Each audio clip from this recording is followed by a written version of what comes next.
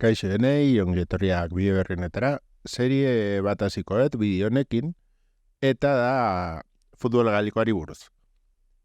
Futbol Gaeliko joku bat atera zuten aspaldi, 2005 inguruan, eta badirudi, gaur irakurrietenagatik, orain Leicester ateratzera joala Futbol Gaelikoko joku berri bat. Eta denbora horretan nik dakidala ez da egon antzeko ezer. Kasualki, bizitzako gauzengatik, nik Futbol Gaelikoarekiko lotura emozionala handia daukat, eta orduan oso interesa handia daukat joku horretan. Orduan, bideo honetan ikusiko dut lehengo bideo bat, Futbol Gaelikoa zertaz dijoan, edo Futbol Gaelikoaren arauak ezagutzeko, gehien bazuen gatik, baina, esan nahi dut, kontestu pizkaten bataren, gero ikusiko dut bideo bat, joku berriaren inguruko informazioari buruz, eta hurrengo bideoetan joango naiz jolasten garai bateko joku zarrera. Orduan, zeintzuk dira Futbol Gaelikoaren arauak.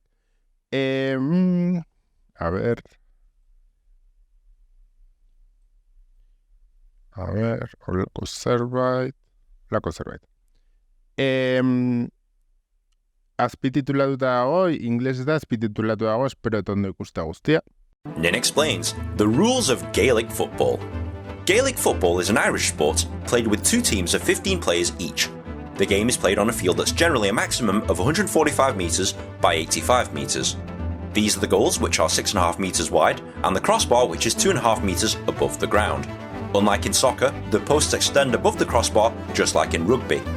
The exact same goals and field dimensions are used in hurling. The object of the game is for your team to score more overall points than the opposing team. To score, a player must kick the ball into the goal or over the crossbar. If they successfully kick the ball under the crossbar into the net, this is a goal and is worth 3 points. If a player kicks or fists the ball over the crossbar but between the posts, this is a point and this scores 1 point. The game is played in two 30-minute halves for a combined playing time of 60 minutes. Highest score at the end of time wins. Any game that results in a draw must be replayed. Wait, there's more, isn't there?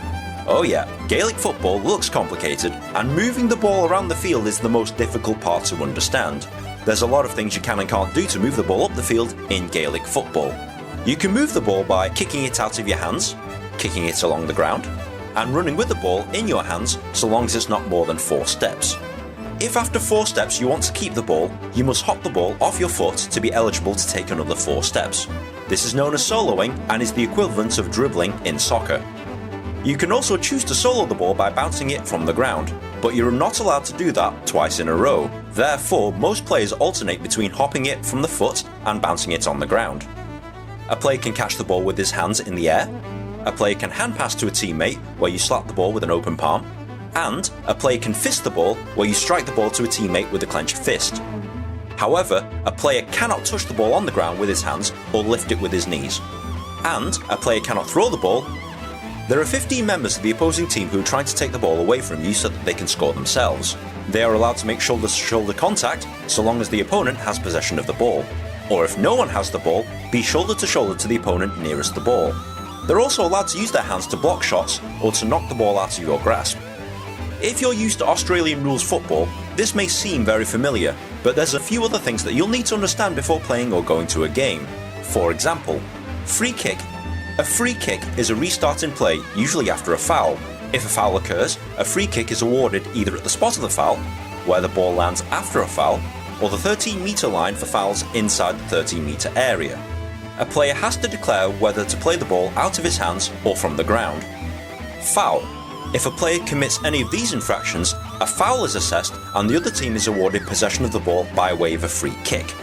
A player can also be cautioned with a yellow card, sent off with a black card but a substitute may replace him, or a red card where you are sent off the pitch without a substitute replacement.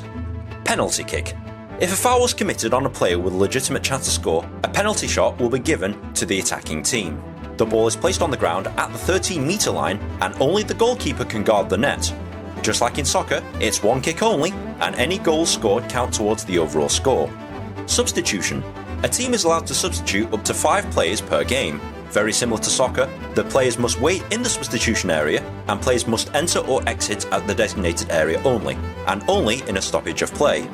To the uninitiated, Gaelic football seems ridiculously complicated, but once you understand the rules, it becomes a pretty cool sport to watch. If you found this video at all helpful, please like, share with your friends, comment, rate and subscribe. It takes me ages to make one of these things, and good karma is very much appreciated. If you're also on Reddit, you can post this video and discuss it there, but in the meantime, enjoy Gaelic football.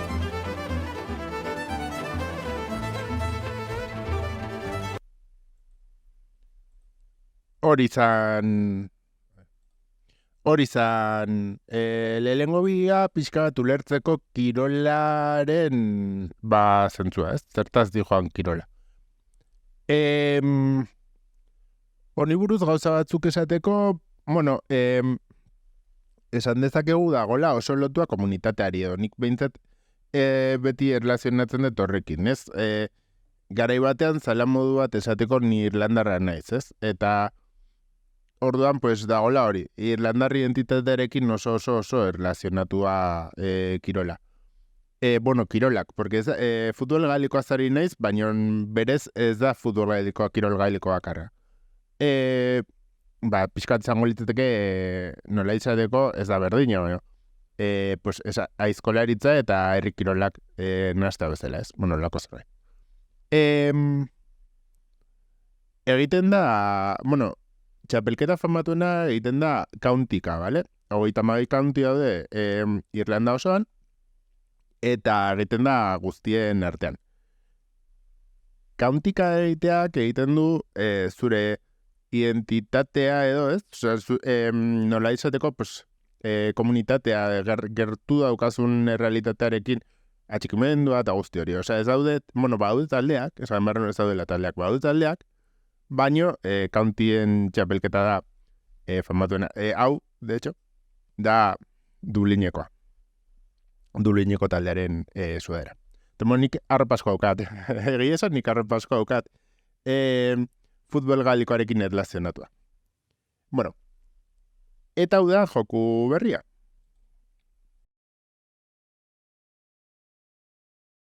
It's time to answer some of your questions. Our Gaelic football game is still in the early stages of development, so we are limited on how much we can share at this current time.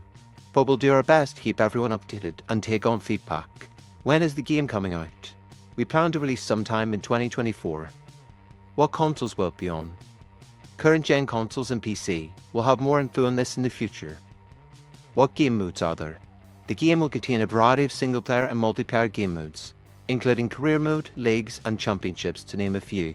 We also plan to include online matches. Will there be clubs? We're unlikely to be adding clubs to the game at this stage because there's so many. But our goal of the character creator and kit creator is to give players enough control to create whatever clubs or players they like, with potential to share your creations online. Are you making a hurling game? It's in our plans, but we're focusing on the Gaelic game for now. Can you play the demo? Our current demo is for playtesters only or can be played at real-life events. The game is still a work in progress and we're continuing to improve all aspects of it. We'll look to announce a public demo closer to release. Thank you to everyone for showing your interest. Your continued support will help us make the game better. Hau bideo da oin dela oso gutxikoa. Oin dela hilabete bat atera zuten bideo. Horrek esan nahi du, demoa sartzen dutenean 100% jolastuko dela. Osea, segurua, demoa ateratzutenean jolastu ingoet. Eta orduan bitartean, vale? Ordura arte, jolastukoet joku klasikora, pixka bat, bueno, horri buruzko edukia egiteko euskera. Bitxikeria bezala, esan nahi dut, Galizian, bezaki zergatik, aian rollo zeltagatik edo,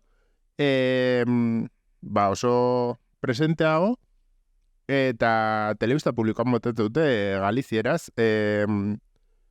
hori, futbol gaelikoa, Irlandako futbol gaelikoa. Eta oso gauza kuriosa eruditzen zait. Mundu osan ikusteko plataforma bat, baina bastante garestia €120 batu behar dira urtean. Orduan ez dut ez dut inoiz kontratatu, baino zerbait, hori gustatzen balen bazaizue, edo gustatzen bazaizue, ez bazenuten ezagutzen, eta egan gustatzen bazaizue, pues egin dezakezuena. 120 euro, eta urte guztian zehar dauden futbol galiko partidak ikusitzak ezue. Joku hau, jolastuko den jokua, inglesez eta gaelikoz dago, inglesez jolastuko dut, porque nahiko lan inglesez jolasten, automatizatuko banu gaelikoz jolastu nezake, baina bastante lan inglesez jolasten. Baina hori bastante kurioso iruditzen zait, 2005an edo horrela ateratako joku bat egotea gaelikoz. Eta egia ofiziala la Irlanden, nik ezakitzen bat joku egongo dian gaelikoz, eta orduan atentzioa itzen diten zerbaia, eta iruditzen zait ikusiko nautenei interesatuko zaiela hori jakitea. Eta hori, bakit super minoritarioa la serie hau, bakit jende gehienari ez zaiola ezer interesatuko, baina hori niretzako berezia kirolau, eta orduan nahi nuen egin. Kirola, bideojokua, gainera, bideojokua kirolarena ez, eta euskaraz egin eron, eta jazta. Orduan, gelditzen bazate guai, eta bestela, besteren batean ikusiko,